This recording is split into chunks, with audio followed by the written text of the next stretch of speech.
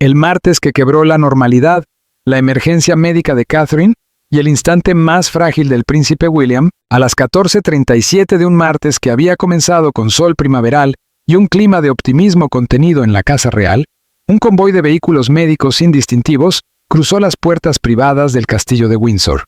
No hubo sirenas ni luces intermitentes, ningún gesto que delatara hacia el exterior la gravedad de lo que estaba ocurriendo. Y, sin embargo, aquella urgencia silenciosa decía mucho más que cualquier alarma. Algo había salido terriblemente mal. En el interior del castillo, en la discreta pero sofisticada suite médica reservada para situaciones excepcionales, un equipo de especialistas se había reunido con una rapidez que solo se explica cuando se actúa con un plan previo, como si todos hubieran estado esperando una llamada que deseaban no recibir jamás. En uno de los corredores históricos, flanqueado por retratos de monarcas que también enfrentaron momentos imposibles, el príncipe William permanecía inmóvil. Aún sostenía el teléfono en la mano, la pantalla iluminada con un mensaje recibido apenas 60 segundos antes. «Necesitas venir ahora. Es Catherine». Ese breve texto, desprovisto de explicaciones, condensaba un terror que ningún protocolo real puede suavizar. William se encontraba en el sur de Londres, 20 minutos después de haber iniciado una visita a una iniciativa de vivienda para veteranos.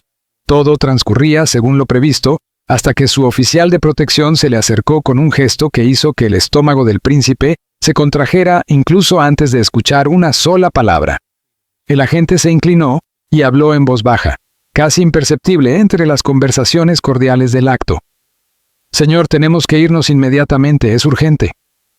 En el lenguaje de la seguridad real, la palabra urgente no se utiliza a la ligera. No se reserva para contratiempos ni cambios de agenda, sino para emergencias auténticas, para situaciones en las que se abandona cualquier formalidad en favor de la velocidad y la discreción. William se excusó con la elegancia aprendida durante décadas de preparación. Ofreció disculpas a los organizadores benéficos que llevaban semanas preparando aquella visita, sonrió, estrechó manos y se dirigió a la salida como si nada estuviera fuera de lugar. Era lo que se esperaba de él, pero en el instante en que cerró la puerta del coche oficial, la máscara se desmoronó. «¿Qué ha pasado?», preguntó con una voz cortante, cargada de un miedo imposible de disimular. La respuesta de su oficial fue tan cuidadosa como reveladora. «La princesa de Gales ha sido trasladada a la suite médica privada de Windsor. El equipo médico ya está reunido. Eso es todo lo que sé, señor». Sin embargo, el tono, la tensión en los hombros del agente y la velocidad a la que el vehículo ya avanzaba decían mucho más de lo que permitían las palabras. Aquello no era una medida de precaución. Era una crisis. El trayecto hasta Windsor, que normalmente habría durado unos 40 minutos, se completó en 23. Utilizaron rutas y velocidades reservadas para amenazas de seguridad reales y excepcionales. William viajaba en el asiento trasero, atrapado en una espiral de pensamientos cada vez más oscuros. Esa mañana, Catherine había parecido bien. Quizá cansada, sí, pero llevaba semanas así.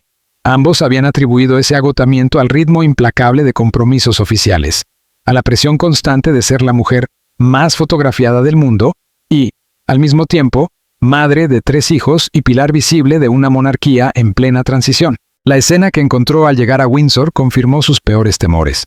La suite médica, que en circunstancias normales cuenta con un solo médico y una enfermera, estaba ahora abarrotada de especialistas que William reconocía de los momentos más delicados vividos por la familia.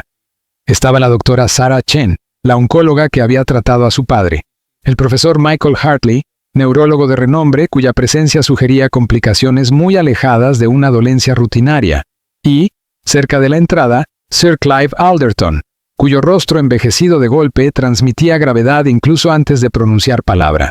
«¿Dónde está ella?», preguntó William, avanzando ya hacia las habitaciones privadas. «Con el equipo médico», respondió Sir Clive, interponiéndose con suavidad pero firmeza. «Alteza Real, antes de entrar, los médicos necesitan informarle. Hay complicaciones serias». William sintió que el suelo se movía bajo sus pies. «¿Complicaciones de qué? Esta mañana estaba bien. Desayunó con los niños», se reía de algo que dijo Louis. La compostura que había mantenido durante el viaje se resquebrajaba, dejando paso a la desesperación. «¿Qué ha pasado?». Sir Clive habló con la pesadez de quien preferiría cargar con cualquier otra responsabilidad. Se desplomó durante una reunión privada. Pérdida de conciencia, síntomas neurológicos. El equipo lleva 90 minutos realizando pruebas. Hizo una pausa.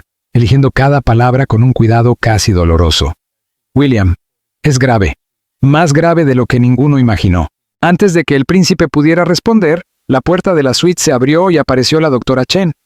Su expresión era profesional, controlada, pero sus ojos revelaban algo que heló la sangre de William.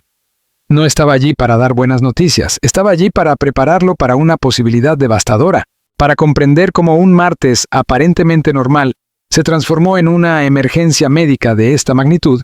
Es necesario retroceder varias semanas que, vistas en retrospectiva, estaban llenas de señales de alarma que todos, por exceso de trabajo, esperanza o negación, habían preferido no interpretar. El agotamiento de Catherine no comenzó ese día, ni siquiera esa semana. Se había ido acumulando desde finales del invierno, una fatiga persistente que ella misma atribuyó a las exigencias inevitables de la vida real. Al principio fueron detalles menores. Dolores de cabeza que duraban más de lo razonable, episodios de mareo que solo confesó a su dama de compañía más cercana, una náusea persistente que hacía cada vez más difíciles los compromisos matutinos. Aún así, Catherine continuaba cumpliendo con una serenidad impecable, la misma que el público admiraba desde hacía años. Comentó esos malestares con William, pero lo hizo como quien habla de molestias pasajeras, no de un problema serio. «Creo que necesito ajustar un poco mi agenda», le dijo una noche. «Últimamente todo se me hace más cuesta arriba». William, absorbido también por sus propias responsabilidades y por los problemas de salud de su padre, insistió en que consultara al médico real. Catherine acudió con disciplina y recibió explicaciones tranquilizadoras que, en ese momento, parecieron suficientes. Estrés, exceso de trabajo, quizá una deficiencia vitamínica. Se solicitaron análisis de sangre, se recetaron suplementos y se sugirió reducir el ritmo. Catherine asintió, aceptó cada recomendación y luego continuó con el mismo paso implacable. Porque ser princesa de Gales implicaba no detenerse por cansancio. Se desaceleraba solo cuando el cuerpo ya no permitía seguir, y aún así se hacía con la máxima discreción. Con la llegada de la primavera, los síntomas comenzaron a intensificarse de una forma imposible de ignorar. Catherine experimentó momentos de confusión inquietantes, episodios breves en los que perdía el hilo de una conversación a mitad de una frase. Podía estar hablando con los tutores de sus hijos sobre asuntos escolares y, de pronto, quedarse en blanco sin recordar qué estaba diciendo. En otras ocasiones, al caminar por los pasillos de Kensington, sentía que el mundo se inclinaba ligeramente, como si la gravedad cambiara de dirección durante un segundo antes de volver a la normalidad. El incidente más alarmante ocurrió una semana antes del colapso, aunque solo lo supieron su secretario privado y una dama de compañía. Catherine se preparaba para un compromiso matutino en sus habitaciones privadas, cuando, de repente, fue incapaz de recordar cómo abrocharse el collar. No se trataba de elegir la joya adecuada, sino de comprender el mecanismo del cierre, algo que había hecho miles de veces. Sus manos se detuvieron detrás del cuello, confundidas, como si las conexiones neuronales necesarias para esa tarea básica se hubieran desconectado por un instante. El conocimiento regresó en cuestión de segundos, tan misteriosamente como se había ido, pero el episodio la dejó profundamente perturbada. Aquella noche se lo contó a William, minimizando el suceso, atribuyéndolo al cansancio extremo. Él insistió en que volviera al médico. Catherine prometió hacerlo después de los próximos compromisos, después de los actos escolares de los niños, después de que la agenda se despejara un poco. Siempre había un después, siempre una razón para posponer una cita que podía revelar algo para lo que no se sentía preparada. Cuando finalmente el equipo médico realizó pruebas más exhaustivas, 2 días antes del colapso, los resultados mostraron anomalías que encendieron todas las alarmas. La doctora Chen fue llamada para una consulta especializada y revisó las imágenes con una expresión que pasó del interés clínico a una alarma apenas disimulada. Ordenó estudios adicionales, pruebas más específicas, y explicó a Catherine, con un optimismo cuidadosamente medido, que solo estaban siendo minuciosos, descartando posibilidades poco probables. La mañana del colapso comenzó de una forma extrañamente normal, y al mismo tiempo inquietante. Catherine despertó con una sensación de desapego difícil de explicar, como si observara su propio cuerpo desde una ligera distancia. Desayunó con su familia, participó en la conversación, sonrió ante las bromas de Louis sobre su profesora. Desde fuera, todo parecía encajar en la imagen habitual de la princesa de Gales. Presente, atenta, serena. Sin embargo, algo en su interior se sentía amortiguado, como si el mundo le llegara a través de una capa de algodón. Atribuyó esa sensación a la falta de sueño a la ansiedad acumulada mientras esperaba resultados médicos, al peso invisible de todo lo que llevaba meses soportando. La presión institucional, la exposición constante, la necesidad de mostrarse siempre fuerte. Nada que, en apariencia, no pudiera manejar. La reunión en la que se desplomó no tenía nada de extraordinario. Era un encuentro rutinario con su equipo de comunicación para hablar de próximas iniciativas benéficas. Catherine estaba en mitad de una frase, explicando la importancia de los programas de desarrollo en la primera infancia, cuando de pronto las palabras dejaron de salir. No porque hubiera perdido el hilo, sino porque su boca dejó de obedecer a su cerebro. Sintió un hormigueo extraño recorriéndole el lado izquierdo del cuerpo, seguido de una oscuridad que ascendió como una ola imparable. Luego, nada. Solo la sensación de caer y, a lo lejos, voces que pronunciaban su nombre, con una urgencia cada vez más cargada de pánico. Cuando recuperó la conciencia, tal vez 30 segundos después, estaba en el suelo.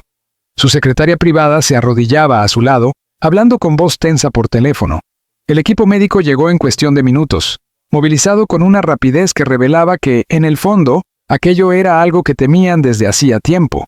Mientras ayudaban a Catherine a sentarse en una silla de ruedas y la trasladaban a la misma suite médica que tantas veces había visitado para chequeos rutinarios, ella comprendió con una claridad devastadora que aquello que llevaba semanas robándole pequeñas partes de sí misma ya no podía ignorarse, posponerse ni explicarse con excusas cómodas. Detrás de las puertas cerradas, el Dr. Chen condujo al príncipe William a una pequeña sala de consultas junto a la suite médica. Era un espacio diseñado para un único propósito: comunicar noticias demasiado graves para decirlas en un pasillo. Allí ya estaban el profesor Hartley y otros 2 especialistas que William no reconoció, pero cuya presencia indicaba que la situación superaba con creces los recursos médicos habituales del palacio. A través de la pared se oía el pitido suave de los monitores, el murmullo contenido del personal sanitario y, por debajo de todo, un silencio denso, cargado de una catástrofe que aún no se pronunciaba en voz alta. ¿Dónde está Catherine?, preguntó William antes de que nadie pudiera comenzar con la explicación preparada. Necesito verla. Está descansando, respondió el Dr. Chen con suavidad. El episodio la ha agotado y le hemos dado algo para que pueda dormir mientras completamos las pruebas finales. Pero, Alteza, antes de que la vea, debemos hablar de lo que hemos encontrado. Le indicó una silla, pero William permaneció de pie, rígido, incapaz de hacer cualquier gesto que pudiera interpretarse como aceptación de lo que estaba a punto de escuchar. El Dr. Chen intercambió una mirada con el profesor Hartley, una conversación silenciosa que decidió quién daría el golpe. En la pantalla de una tableta aparecieron imágenes incomprensibles para un ojo no entrenado, pero inequívocas para los especialistas.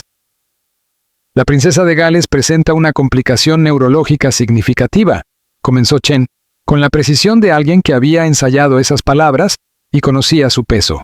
Las imágenes muestran una masa en el lóbulo frontal del cerebro, de aproximadamente 3 centímetros de diámetro, con características muy preocupantes. William oyó las palabras, pero no logró unirlas a la imagen de Catherine, la mujer que había reído esa misma mañana, que había besado a los niños antes de que se fueran al colegio. ¿Una masa?, repitió lentamente. ¿Quiere decir un tumor? Sí, confirmó el profesor Hartley. Un tumor, y por su localización, su patrón de crecimiento y los síntomas que ha estado experimentando la princesa, nos preocupa seriamente su naturaleza y su progresión. La sala se volvió demasiado pequeña, el aire demasiado escaso. William se aferró al respaldo de la silla que había rechazado, buscando algo sólido a lo que sujetarse, mientras el mundo se inclinaba bajo sus pies. ¿Qué tipo de tumor es?, preguntó, incapaz de pronunciar la palabra que flotaba en el aire como un veneno. La expresión del Dr. Chen respondió antes que su voz. Necesitamos realizar una biopsia para confirmarlo, pero las características son compatibles con una forma agresiva. La localización es especialmente compleja porque afecta a áreas responsables del control motor, el habla y las funciones cognitivas. Eso explica los síntomas que ha estado mostrando. Hizo una pausa antes de continuar, sin suavizar lo inevitable. William, esto es grave. Tan grave como puede serlo. Las piernas del príncipe cedieron. Se sentó no por decisión, sino por pura necesidad. ¿Desde cuándo ha estado creciendo?, preguntó con una voz que ya no parecía la suya. Por el tamaño y la evolución de los síntomas, probablemente desde hace varios meses, quizá más. respondió Hartley, inclinándose hacia él con un tono más humano. Necesitamos actuar rápido. El colapso de hoy ha sido una señal de alarma. Sin intervención habrá más episodios, posiblemente más severos. ¿Intervenir cómo?, preguntó William, aunque no estaba seguro de querer oír la respuesta. Cirugía, respondió Chen. Debemos extirpar la mayor parte posible del tumor.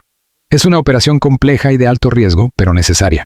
Sin tratamiento, hablamos de semanas o meses. Con tratamiento, podemos ampliar ese horizonte de forma significativa, incluso a años, pero no hay garantías. Semanas o meses. Las palabras resonaron en su mente como un eco imposible. Pensó en George, en Charlotte, en Louis, que volverían a casa esperando encontrar a su madre. Pensó en Catherine, que había dado todo por ser la princesa perfecta, la madre perfecta, el ejemplo constante de entereza. Pensó en los planes, en el futuro que habían imaginado juntos, en el reinado que creían compartir durante décadas. ¿Puedo verla ahora?, preguntó finalmente, con la voz quebrándose. Por supuesto, asintió Chen. Pero ella aún no lo sabe. Queríamos hablar primero con usted. William se levantó despacio. Me preguntará qué ocurre en cuanto entre. No puedo mentirle, no lo haré. Se lo diremos juntos. Ahora. Caminaron por el pasillo hacia la habitación de Catherine. Con cada paso, William sentía el peso de lo que estaba a punto de suceder. El instante exacto en que su esposa comprendería que su vida juntos, todo lo construido, estaba a punto de ser destrozado por algo invisible, incontrolable, profundamente injusto. Cuando la puerta se abrió, Catherine estaba sentada en la cama, pálida pero despierta. Sus ojos encontraron a William al instante, llenos de una pregunta que le rompió el corazón incluso antes de ser formulada. «William, ¿qué está pasando?», preguntó. «¿Por qué nadie me dice qué tengo?». En el momento en que sus miradas se cruzaron, algo entre ellos cambió para siempre. Catherine no conocía aún los términos médicos ni los plazos, pero supo, por la expresión de su marido y por los rostros cuidadosamente compasivos de los médicos que entraron detrás de él, que aquello que llevaba meses robándole fuerzas había mostrado por fin su verdadero rostro. «Siéntate», dijo ella con una calma frágil, señalando la silla junto a la cama. Su mano tembló levemente, un detalle que William registró con dolor retrospectivo, sumándolo a todas las señales que había pasado por alto. Había adelgazado. Estaba más pálida, y ambos habían atribuido esos cambios a la carga de su agenda y a la tensión constante. Cuando Catherine fue diagnosticada con cáncer a principios de 2024, muchos sintieron que su cuerpo había terminado manifestando el estrés prolongado que había soportado en silencio. «Dímelo», pidió ella. «Sea lo que sea, solo dímelo». William tomó su mano entre las suyas, sintiendo el frío de sus dedos pese al ambiente cálido de la habitación. El doctor Chen se adelantó, preparado para explicar con precisión clínica. Pero William habló antes. No podía delegar ese peso, no podía esconderse detrás de nadie cuando su esposa necesitaba la verdad de él. «Han encontrado algo, Catherine. Un tumor en el cerebro». La frase quedó suspendida en el aire, simple y devastadora, como suelen ser las palabras que cambian una vida para siempre. No hubo gritos, ni llanto, ni un colapso emocional inmediato. Catherine escuchó, asimiló y asintió lentamente, con una serenidad que desconcertó incluso a los médicos. Era como si, en el fondo, hubiera estado esperando que alguien pusiera nombre a aquello que llevaba tiempo robándole pedazos de sí misma. «Eso lo explica todo», dijo en voz baja. Los dolores de cabeza, la confusión, la sensación de que estaba desapareciendo poco a poco. Frente a ella, la doctora Chen activó la pantalla de su tableta y mostró las imágenes que William ya había visto minutos antes, sin llegar a comprenderlas del todo. Sombras, contrastes, una anomalía clara incluso para ojos no entrenados. «Está localizado en el lóbulo frontal», explicó con cautela. «Eso concuerda con los síntomas que ha estado experimentando. La buena noticia, si podemos llamarla así, es que es operable. Podemos intervenir quirúrgicamente». Catherine no apartó la mirada de la imagen. Su instinto periodístico, ese que la había acompañado toda la vida, seguía intacto incluso en ese momento límite. ¿Y la mala noticia? Fue entonces cuando intervino el profesor Hartley, un hombre con décadas de experiencia, acostumbrado a dar malas noticias sin caer ni en falsas esperanzas ni en crueldades innecesarias. La ubicación hace que la cirugía sea compleja y arriesgada. Existen posibilidades reales de complicaciones que podrían afectar la movilidad, el habla y las funciones cognitivas. Además, por las características del tumor, nos preocupa su agresividad. Incluso si la operación tiene éxito, será necesario un tratamiento posterior intensivo, quimioterapia, y posiblemente radioterapia. La información cayó con el peso de una sentencia. Catherine la recibió con una compostura que partió el corazón de William. Siempre había sido fuerte, elegante ante la adversidad, pero esta vez no se trataba de una crisis externa ni de un desafío institucional. Era su propio cuerpo traicionándola, su propio cerebro volviéndose contra ella. ¿Cuál es el plazo, no?, preguntó. ¿Cuánto tiempo tengo para decidir? Días, no semanas, respondió la doctora Chen. El colapso de hoy indica que el tumor está empezando a afectar funciones críticas de forma más severa. Debemos operar lo antes posible, idealmente en las próximas 72 horas. 72 horas. 72 horas para prepararse para una cirugía cerebral. 72 horas para explicar a 3 niños pequeños por qué su madre estaría hospitalizada. 72 horas para preparar a una nación para una noticia capaz de sacudir los cimientos de la monarquía. Catherine giró la cabeza y miró a William. En sus ojos no había pánico puro, sino algo más complejo. El duelo anticipado por el futuro que habían imaginado. La determinación de luchar por la vida que aún tenían y, debajo de todo, un cansancio profundo, casi ancestral. Los niños, dijo simplemente. ¿Cómo se lo decimos? Algo se quebró dentro de William. Había logrado mantener una fachada de entereza durante el informe médico, durante las estadísticas imposibles y el pronóstico sombrío. Pero imaginarse frente a George, Charlotte y Louis, explicándoles que su madre estaba gravemente enferma, que quizá no se recuperaría, que su mundo estaba a punto de cambiar de formas que no podían comprender, rompió algo esencial. No lo sé, admitió, con la voz áspera por una emoción que ya no podía contener. No sé cómo decirles algo que yo mismo apenas entiendo. Catherine apretó su mano. En ese instante, los roles se invirtieron. Ella, la paciente, se convirtió en el sostén, en la presencia firme, en la que ofrecía fortaleza mientras su propio cuerpo fallaba. Les decimos la verdad, respondió.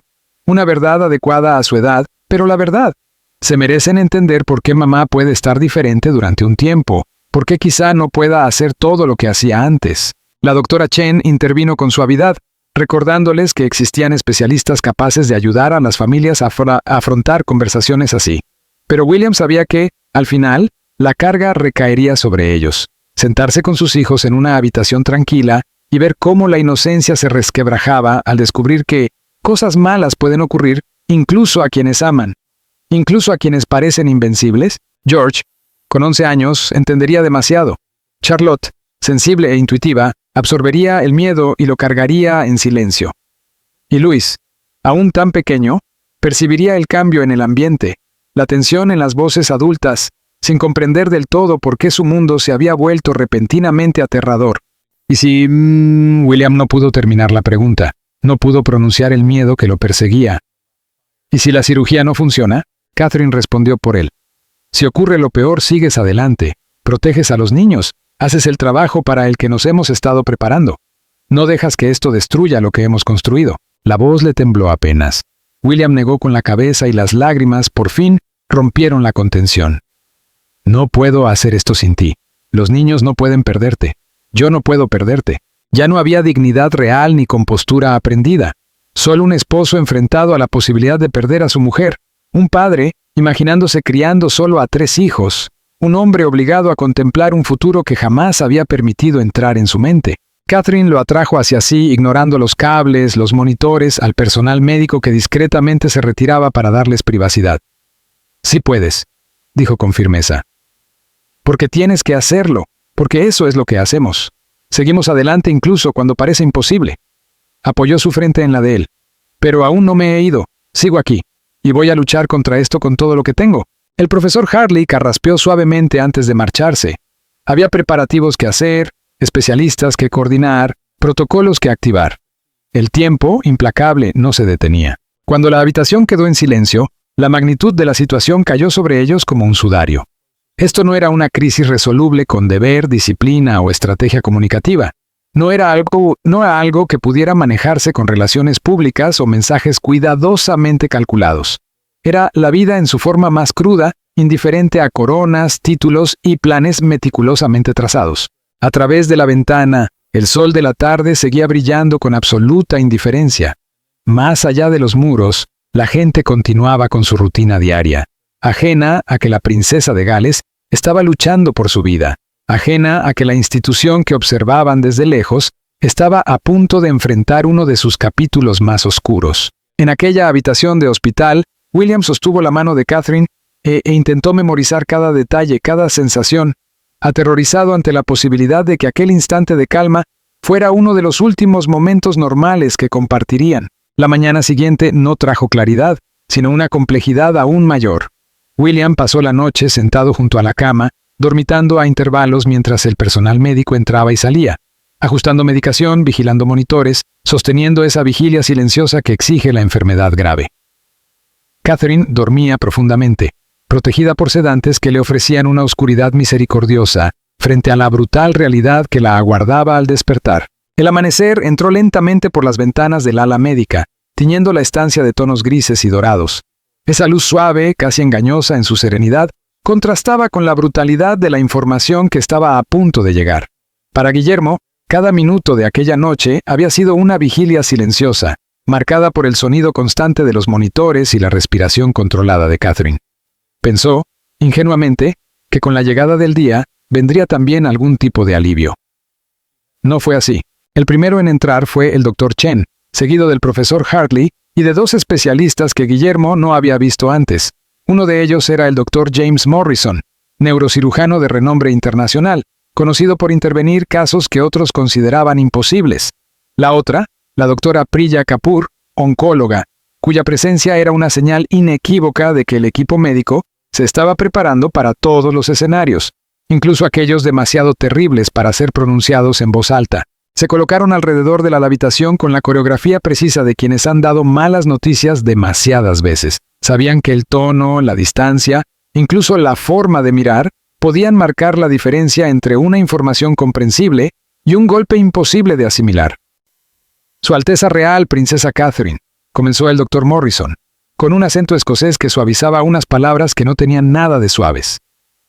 Hemos completado pruebas adicionales durante la noche y consultado con especialistas de Europa y Estados Unidos. Necesitamos hablar de las opciones quirúrgicas y de sus implicaciones. Catherine estaba despierta, sentada en la cama con una compostura que a Guillermo le resultaba, al mismo tiempo, admirable y devastadora. Había insistido en estar completamente consciente para esa conversación, rechazando sedantes adicionales a pesar de las recomendaciones médicas. «Díganos todo», respondió ella. «Sin suavizar nada. Necesitamos entender exactamente a qué nos enfrentamos». El Dr. Morrison activó la pantalla grande que habían acercado a la cama. Aparecieron imágenes del cerebro de Catherine en un detalle luminoso y casi hipnótico. Incluso para un ojo no entrenado, el tumor era evidente. Una masa irregular que parecía brillar de forma antinatural contra el tejido sano. El tumor está localizado en una región que controla varias funciones críticas, explicó señalando áreas concretas. El control motor del lado izquierdo del cuerpo, el procesamiento del lenguaje y lo que llamamos función ejecutiva. La capacidad de planificar, organizar y tomar decisiones. Eso ya lo sabíamos, interrumpió Guillermo, quizá con más dureza de la que pretendía. ¿Cuáles son las opciones? El médico sostuvo su mirada con una franqueza que Guillermo agradeció y temió a la vez.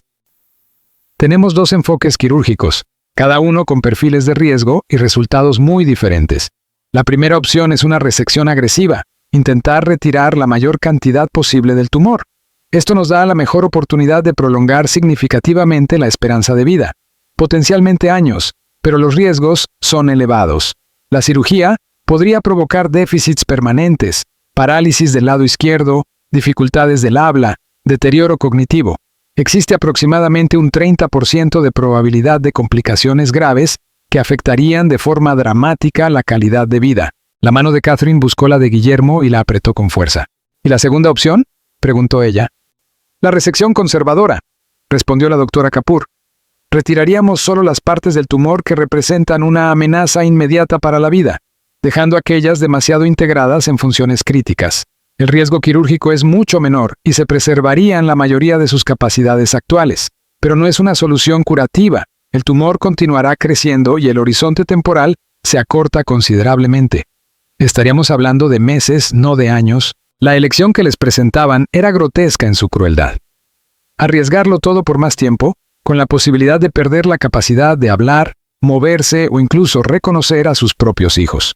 O conservar quién era en ese momento, sabiendo que esa identidad se iría desvaneciendo poco a poco a medida que el tumor avanzara. Guillermo Sintió el impulso de gritar, de exigir una tercera opción, un milagro que no existía, pero sabía que los médicos no estaban siendo insensibles, simplemente estaban describiendo una realidad insoportable.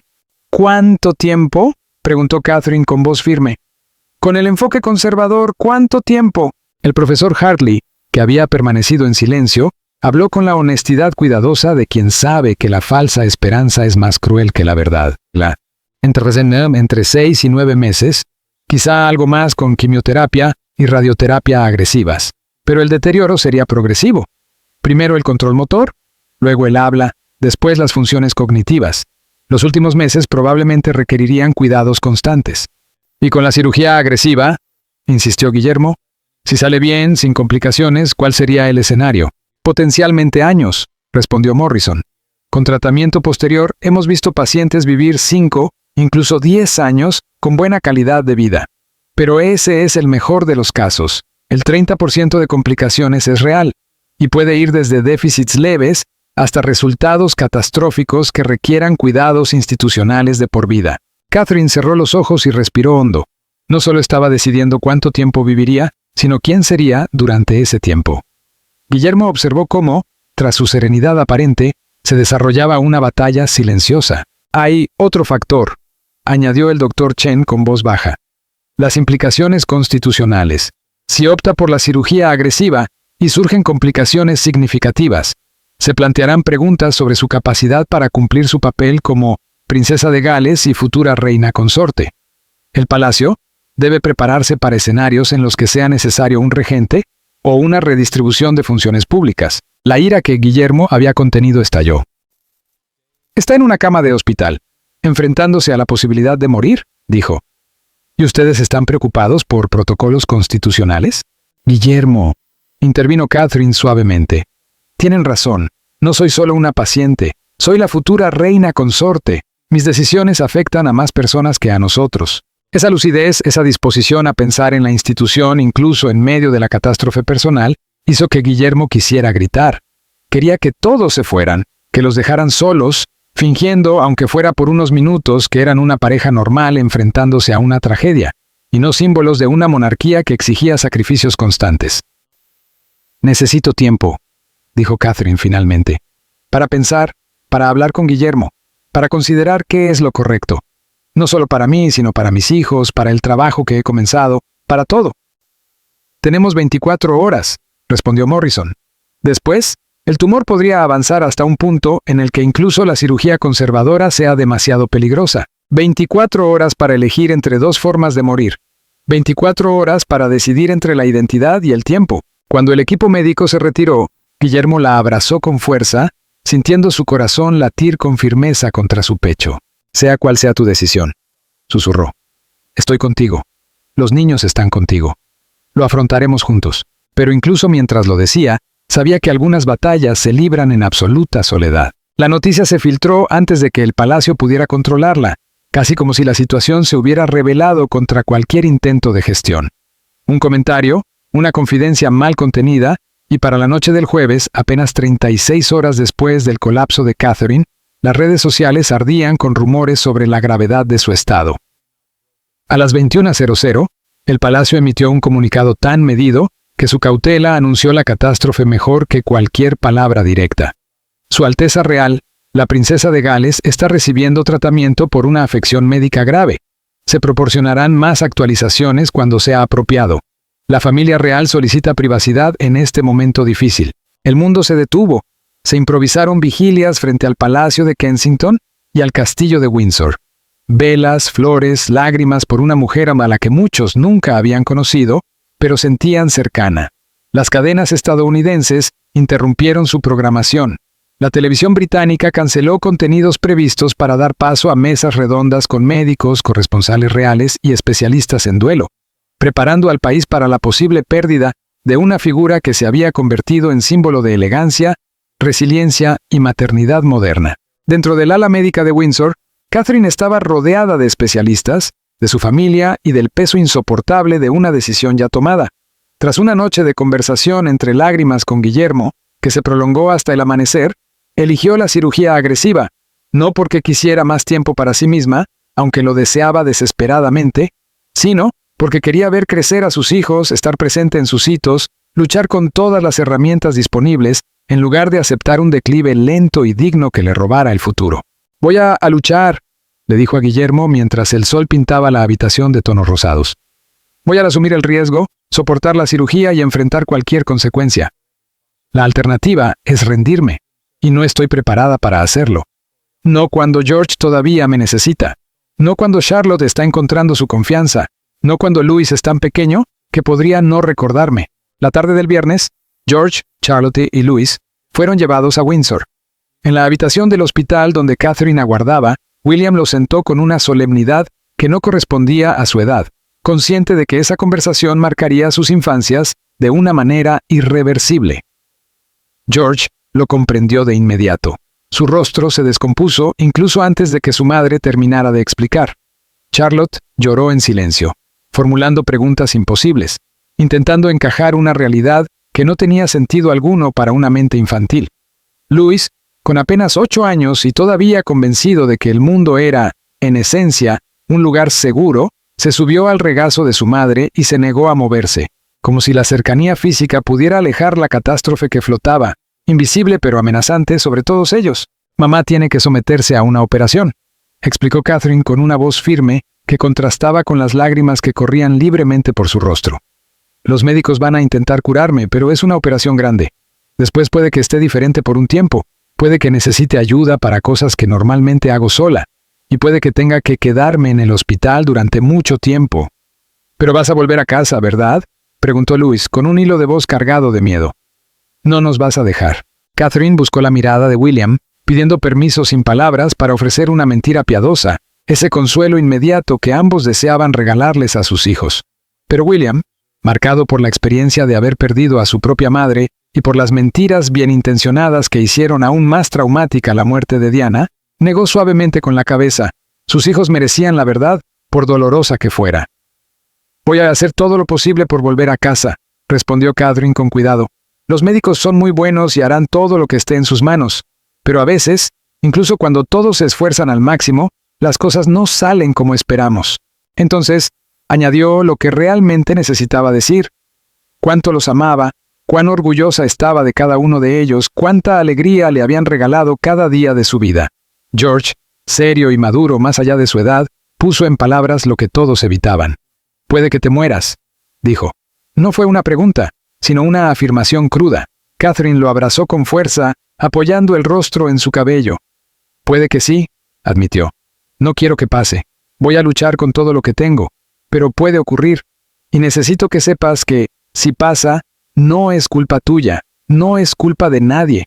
Es algo triste y terrible que, a veces, ocurre en la vida». Desde la puerta, la princesa Ana observaba en silencio. Había atravesado décadas de crisis reales con una entereza casi legendaria, pero aquella escena, ver a niños enfrentarse a conceptos que ningún niño debería comprender, resultó demasiado dolorosa incluso para ella. Se dio la vuelta, llevándose la mano a la boca, incapaz de contener la emoción. Esa noche, cuando los niños fueron llevados de regreso a Kensington Palace por personal de absoluta confianza, cuando el equipo médico completó las últimas pruebas preoperatorias y el palacio coordinó protocolos de seguridad y comunicación para cualquier desenlace posible, Catherine y William quedaron solos en la penumbra de la habitación. Estaban exhaustos, más allá del sueño. «Si mañana algo sale mal», dijo ella, rompiendo un silencio de casi una hora, «si no despierto siendo la misma persona, necesito que me prometas algo». «No hables así», suplicó William. «Tengo que hacerlo», insistió Catherine. «Si sobrevivo pero no puedo funcionar, si no puedo ser madre de nuestros hijos ni cumplir con mis deberes, no quiero seguir viva solo porque tenemos los medios médicos para ello. No quiero que el último recuerdo que tengan de mí sea el de alguien que se parece a su madre, pero no puede reconocerlos ni estar realmente presente». William sintió una rebelión interna ante esas palabras, un rechazo visceral a aceptar siquiera la posibilidad que planteaban. «Vas a estar bien», dijo, aunque la convicción sonó hueca incluso para él. «Eso espero», respondió ella con un suspiro. «Pero si no ocurre, necesito saber que tú estarás bien, que ayudarás a los niños a atravesar esto, que no dejarás que el dolor te consuma como consumió a tu padre tras la muerte de Diana». Tomó su rostro entre las manos y lo obligó a mirarla.